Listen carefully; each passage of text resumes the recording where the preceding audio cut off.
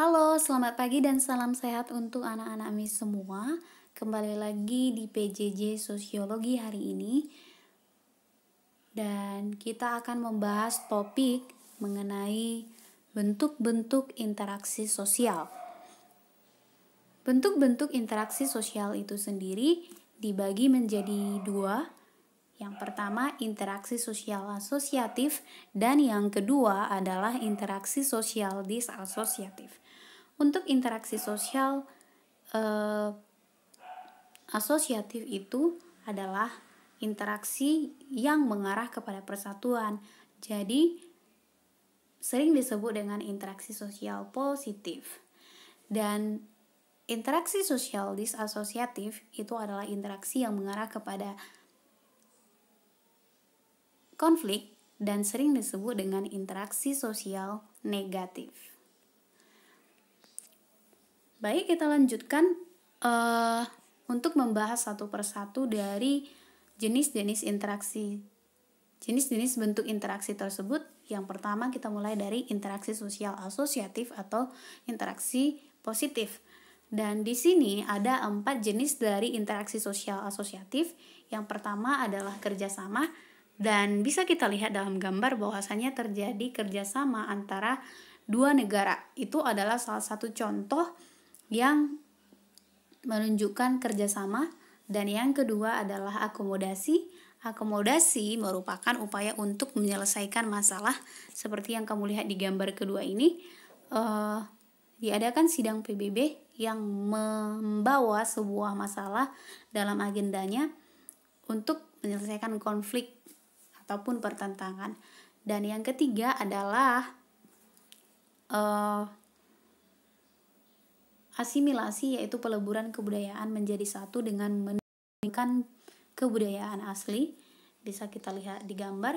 Dan yang keempat adalah akulturasi, yaitu pembauran kebudayaan tanpa menghilangkan kebudayaan asli. Misalnya bisa kita lihat di sini dalam wayang.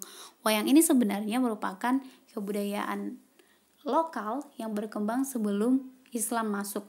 Tapi setelah Islam masuk, ini juga digunakan sebagai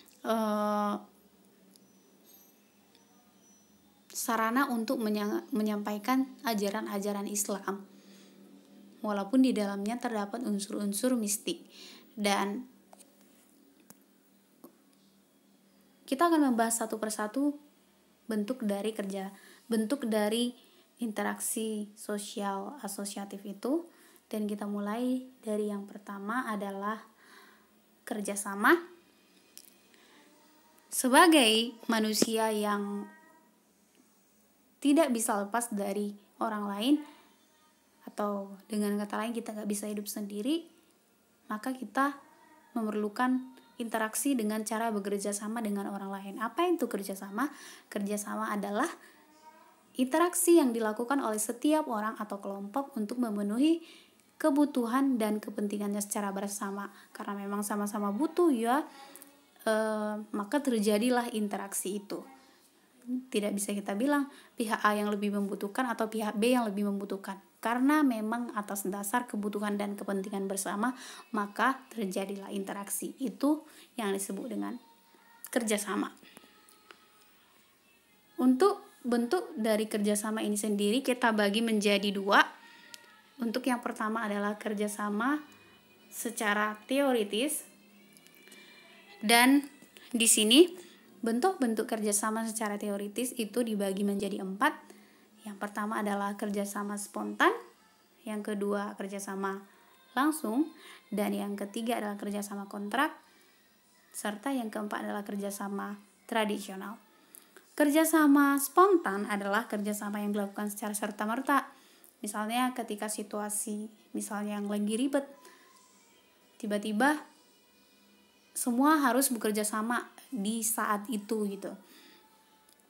Kemudian kerjasama langsung. Kalau kerjasama langsung itu adalah kerjasama yang biasanya terjadi dalam aspek kepemimpinan. Misalnya kalau seorang atasan menyuruh kita untuk bekerja, ya secara langsung kita melaksanakan perintah itu.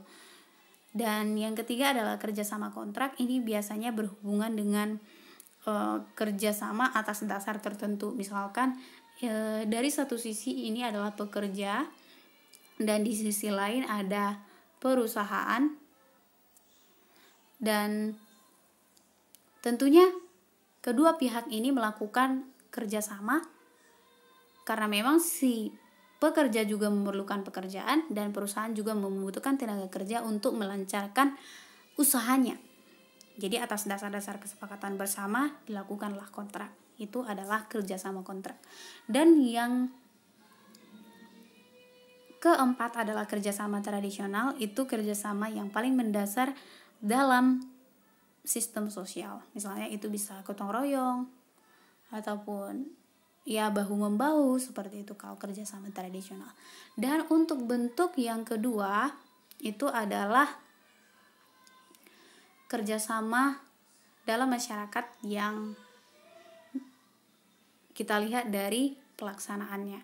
Dan yang pertama di sini adalah kerjasama yang kita sebut dengan kerukunan, dan yang kedua ada bargaining, yang ketiga ada kooptasi, keempat koalisi, dan yang kelima adalah joint venture.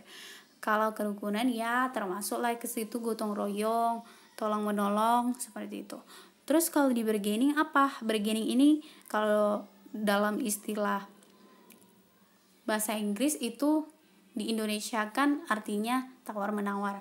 Jadi kalau di sini bargaining maksudnya adalah pelaksanaan perjanjian tentang pertukaran barang dan jasa yang dilakukan oleh dua organisasi atau lebih.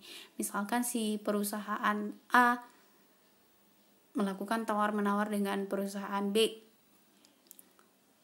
Dengan itu terjadilah kerjasama di antara mereka dan itu disebut dengan bargaining. Kemudian yang ketiga adalah kooptasi. Kooptasi ini berhubungan dengan kepemimpinan juga, merupakan proses menerima unsur yang baru dalam kepemimpinan atau pelaksanaan politik dalam satu organisasi. Jadi ini kooptasi ini misalkan supaya dia mudah diterima dalam organisasi baru ini tadi, maka dia melakukan kooptasi supaya tidak terjadi kegoncangan dalam organisasi tersebut. Itu dia kalau kooptasi. Kemudian yang keempat adalah koalisi. Koalisi ini merupakan gabungan dari dua organisasi atau lebih. Misalkan selain ASEAN, misalnya ASEAN itu tergabung dalam AFTA lagi, termasuk dalam AFTA ataupun MEE, itu adalah kerjasama atau koalisi dari organisasi-organisasi, dan tentunya tujuannya sama, misalkan untuk memajukan perekonomian dari kawasan yang atau negara-negara yang tergabung dalam organisasi tersebut. Jadi gabungan dari organisasi itu disebut dengan koalisi. Sementara kalau joint venture itu adalah kerjasama yang dilakukan oleh perusahaan dengan pengusahaan proyek-proyek tertentu. Seperti apa? Misalnya pemboran minyak, pertambangan, batu bara, perfilman, dan perhotelan. Itu bisa kita lihat dalam hal ini. Kita mau bahas kerukunan ini apa? Kerukunan adalah gotong royong tadi, dan bargaining di sini bisa kita lihat ya. Kamu lihat secara jelas bahwasannya joint venture itu adalah kerjasama dalam pengusahaan proyek-proyek tertentu, misalnya dalam pemboran minyak tadi. Dan salah satu contoh dari joint venture itu sendiri adalah misalkan Pertamina yang bekerja sama dengan Inalum, atau pengusaha-pengusaha yang bergerak dalam bidang gedung, atau itu bekerja sama dengan dunia perfilman. Itu adalah salah satu contoh dari joint venture ya. Kemudian kita bahas akomodasi. Seperti yang sudah saya katakan sebelumnya, bahwasanya akomodasi adalah salah satu proses untuk menyesuaikan interaksi antara individu dan kelompok-kelompok manusia dengan tujuan meredakan pertentangan atau pertikaian. Jadi dengan singkatnya, akomodasi itu adalah cara untuk menyelesaikan pertentangan atau pertikaian. Selanjutnya, kita perlu tahu tujuan dari akomodasi ini sendiri. Sebenarnya dari pengertiannya itu sangat jelas. Yang pertama sekali adalah mengurangi perbedaan paham, pertentangan, permusuhan antara perorangan atau kelompok manusia. Yang kedua, mencegah meledaknya pertentangan secara temporer atau sementara waktu, supaya masalah yang terjadi antara dua belah pihak itu tidak langsung ngebum, ya, diupayakan dilaksanakan akomodasi untuk meredam itu tadi, walaupun sifatnya sementara waktu. Dan yang ketiga adalah memungkinkan terjadinya kerjasama antara kelompok sosial yang terpisah karena faktor sosial psikologis dan kebudayaan. Misalnya ini, dengan adanya akomodasi kita bisa mempertemukan kelompok-kelompok yang terpisah karena faktor sosial tadi, misalnya dalam masyarakat yang berkasta. Yang keempat adalah mengusahakan peleburan kelompok-kelompok sosial yang terpisah seperti yang di poin ketiga tadi, dengan cara melakukan perkawinan campuran atau asimilasi. Dan bentuk-bentuk akomodasi itu sendiri ada 8 ya. Yang pertama ada koersi, kedua kompromi, ketiga arbitrasi, keempat mediasi, yang kelima adalah konsiliasi, yang keenam toleransi, yang ketujuh stalemate, dan yang kedelapan adalah adjudikasi. Kita bahas satu persatu. Koersi itu adalah bentuk akomodasi yang dilaksanakan secara paksa. Maaf ya, di sini aturannya ada paksa, ya, secara paksa dan satu pihak berada dalam posisi yang lemah. Kemudian yang kedua adalah bentuk akomodasi di mana pihak yang saling bertikai saling mengurangi tuntutannya untuk menyelesaikan pertentangan. Ini dia tadi, kalau nggak salah, toleransi ya. Let's see. Nah, kompromi. Dengan adanya kompromi, dengan adanya pengurangan tuntutan dari kedua belah pihak,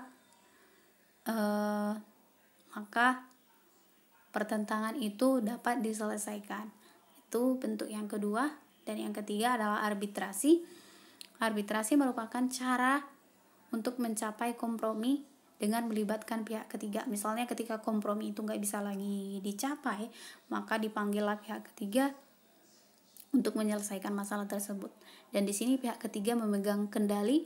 Misalkan nih, dalam konflik Indonesia-Belanda, PBB memegang peranan penting untuk memutuskan menghentikan gencatan senjata di antara kedua belah pihak. Seperti itu. Dan yang keempat adalah mediasi. Mediasi ini merupakan penyelesaian konflik dengan melibatkan orang ketiga, tapi orang ketiganya itu sebagai penasehat, tidak mengambil keputusan mutlak. Dan yang kelima adalah konsiliasi. Ini merupakan bentuk akomodasi yang mempertemukan keinginan-keinginan dari kedua belah pihak, sehingga ketika keinginannya sudah dipertemukan, maka tercapailah perdamaian atau persatuan tadi. Dan yang keenam adalah toleransi atau toleration. Itu adalah bentuk akomodasi tanpa persetujuan yang bentuknya itu formal. Ya, tidak ada bentuk formal dari toleransi ini sendiri. Misalnya itu kesadaran dari hati kita ya. Misalnya untuk mengurangi, kita lebih memilih untuk tidak bertikai, itu termasuk toleransi. Dengan kita memilih untuk damai atau kita diamin aja tuh, itu termasuk toleransi. Karena memang kita nggak mau ribut-ribut, ya udah cukup jalankan dengan kesadaran kita saja. Dan yang ketujuh adalah stalemate. Stalemate itu merupakan bentuk akomodasi di mana pihak-pihak yang bertikai itu berhenti melakukan pertentangan atau pertikaian pada satu titik tertentu. Misalnya gini, si A dan si B, misalnya kita sebut aja nih orangnya si Kevin Salim dengan Michael Killiam itu sedang berantem, ya kan? Berantem lah mereka berdua. Udah datang tuh pihak ketiga, misalnya guru BP, sudah berupaya untuk mempertemukan keinginan mereka, berupaya untuk meleraikan, tapi pada satu titik tertentu lagi, misalnya di luar sekolah mereka berantem lagi dan dengan itu dilaksanakan, dengan tercapailah pertentangan di titik tertentu tadi, itulah yang disebut dengan stalemate. Dan dari tahap stalemate ini melajulah dia ke tahap adjudikasi. Bentuk adjudikasi yaitu dimana ketika dua belah pihak yang bertikai itu tidak mau menyelesaikan permasalahannya baik atas bantuan pihak ketiga, maka pertentangan itu dilaksanakan atau diselesaikan di pengadilan. Jadi itulah bentuk-bentuk dari akomodasi, dan sekaligus menjadi akhir pembelajaran kita secara daring untuk hari ini. Silakan kamu simak dan putar ulang video ini untuk dapat memahami lebih materi kita hari ini. Dan sampai berjumpa kembali di PJJ Sosiologi minggu depan. Jika kamu memiliki pertanyaan, boleh kamu bubuhkan di kolom komentar. See you and bye.